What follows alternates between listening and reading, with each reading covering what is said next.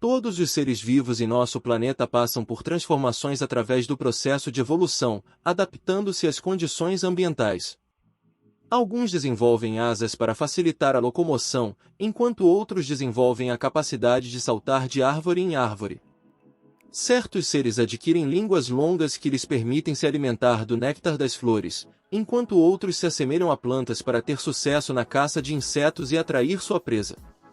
Desejamos apresentar a vocês criaturas extraordinárias e únicas que habitam nosso planeta. Então, vamos começar. Cobra-aranha. Se você não olhar muito de perto, pode parecer que o vídeo mostra uma aranha sentada em uma pedra, mas na verdade, há um iraniano sentado na pedra. Trata-se de uma cobra víbora com cauda que se assemelha a uma aranha, mas fica apontada para a pedra.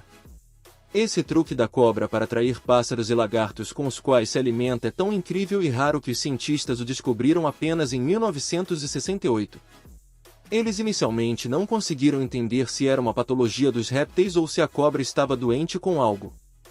A coisa mais incrível sobre isso é que a cobra cria a ilusão de ser uma aranha com um espessamento na cauda e longas escamas ao seu redor. Ela começa a assumir essa forma após o nascimento e, finalmente, está pronta para atacar. Os pássaros, atraídos por essa ilusão, correm para a presa e, durante o almoço, percebem que foram enganados. Esse truque não engana apenas os pássaros, mas também os lagartos, que não brincam com o rabo da cobra. Para eles, ela só parece um aracnídeo, mas é venenosa, embora seu veneno não seja suficiente para um animal grande. Louva-a-Deus rosa e branco. O louva-a-Deus rosa e branco possui pernas que se assemelham a pétalas de flores. Embora essa espécie não viva em orquídeas, sua aparência é incrivelmente semelhante a uma orquídea ou a uma flor em geral. Esse visual é muito popular e amado devido às suas cores vivas e camuflagem natural que lembram uma orquídea. Esses louva-a-Deus são encontrados na Malásia, e alguns indivíduos são completamente brancos, enquanto outros são totalmente rosas. Alguns até apresentam cores misturadas e podem mudar de cor em questão de dias, dependendo das condições ambientais, como umidade e intensidade de luz. Eles habitam arbustos e pequenas árvores, onde podem passar despercebidos por predadores como pássaros enquanto capturam insetos e atraem polinizadores que são atraídos por suas flores. Pó de grilo. O pó de grilo é produzido a partir da secagem ou fritura de grilos que são criados em fazendas especiais. Esses grilos são então moídos em uma farinha que pode ser usada na culinária, incluindo o cozimento e na preparação de coquetéis. Hoje em dia, não apenas o pó é produzido a partir de insetos terrestres, mas também diversos outros produtos. Aditivos de grilo são utilizados na produção de macarrão, barras energéticas, doces e shakes de proteína. Eles contêm cerca de 67% de proteína, o que é quase 3 vezes mais do que na carne bovina e o dobro da quantidade encontrada na carne de frango, que possui apenas 18% de proteína. Além disso, o pó de grilo possui qualidades de sabor que lembram nozes com um toque de sementes. Também é uma boa fonte de ferro e cálcio, o que o torna especialmente importante para mulheres grávidas, já que o ferro é essencial durante a gravidez e o cálcio ajuda a regular a pressão sanguínea e fortalece os ossos, além de auxiliar na perda de peso. Semente voadora. Toda planta precisa produzir e espalhar sementes para preservar a população. Para isso, cada espécie utiliza sua estratégia. Algumas produzem frutos comestíveis para pássaros e animais, enquanto outras dependem do vento e criam dispositivos para voar. Na Indonésia, uma planta cresce, chamada alfametra, que é distante parente da abóbora.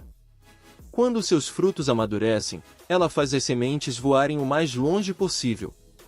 As sementes da planta-mãe planejam suavemente como se fossem asa delta sobre o solo antes de pousar. Esse voo desigual, graças ao baixo peso e às ótimas propriedades aerodinâmicas das sementes, permite que elas permaneçam no ar por muito tempo, acelerando e desacelerando, ganhando altitude. Um grupo de sementes deslizantes pode ser observado como borboletas girando no ar. Quando as sementes finalmente tocam o solo, já estão a centenas de metros de distância. Esse processo tem um sentido ecológico, pois impede que as mudas compitam com a planta adulta, permitindo que recebam mais recursos e ajudando a preservar o habitat, além de explorar novos territórios.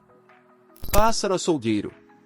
Imagine um pássaro com uma cor brilhante e uma voz incrivelmente doce, mas que devora a carne inexoravelmente.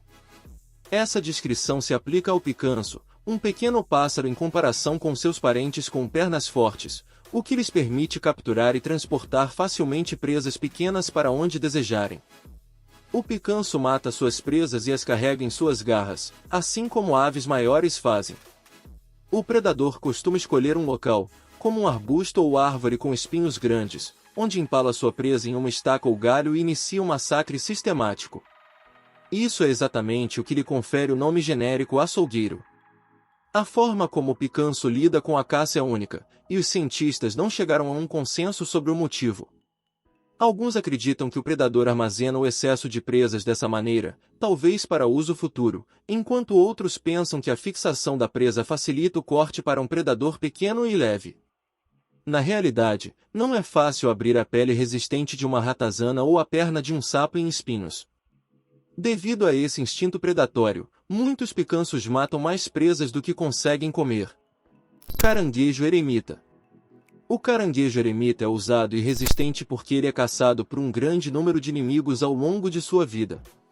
É por isso que ele precisa se defender em todos os lugares.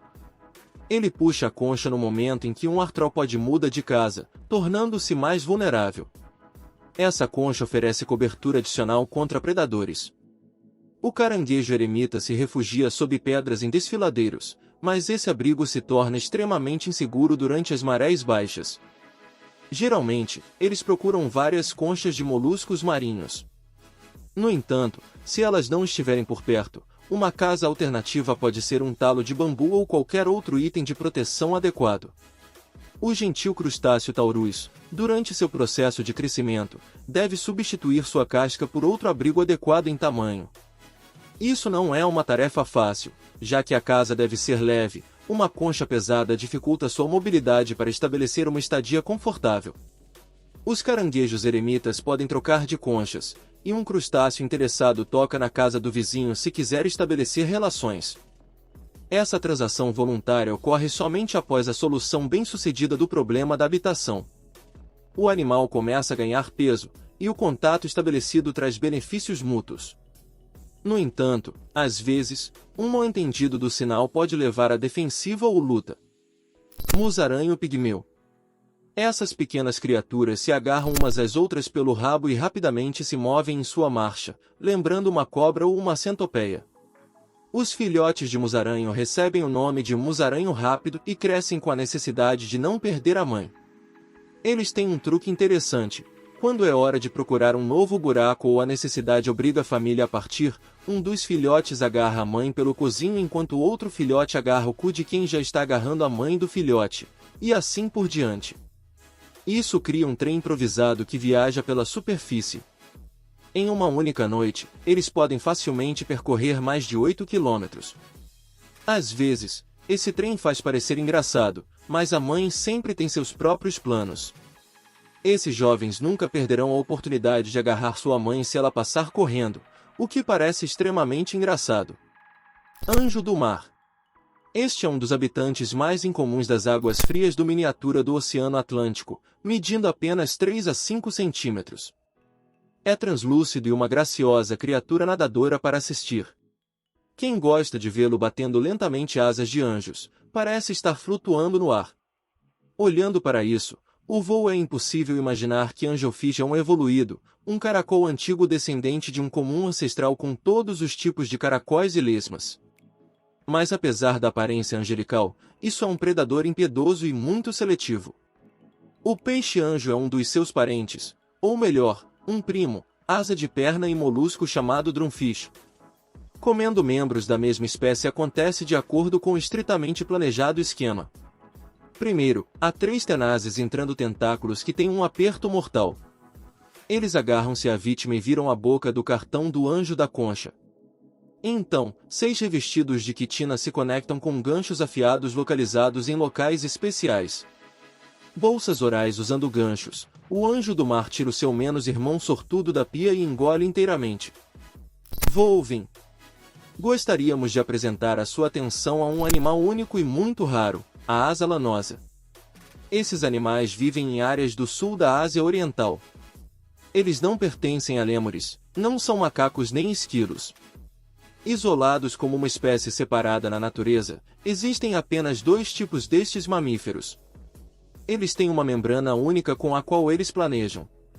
Isso começa no pescoço e termina no final da cauda, e nesta etapa, a membrana em que eles estão cobertos de lã. É daí que vem o nome do animal devido à estrutura da membrana que eles são capazes de planar por mais de 100 metros. À noite, o vouvin é capaz de procurar comida, planejando de árvore em árvore por cerca de 1,5 km. Embora voe, você não pode nomear o animal, ele não sabe como voar ou só pode planar. Fico pensando que animal é esse.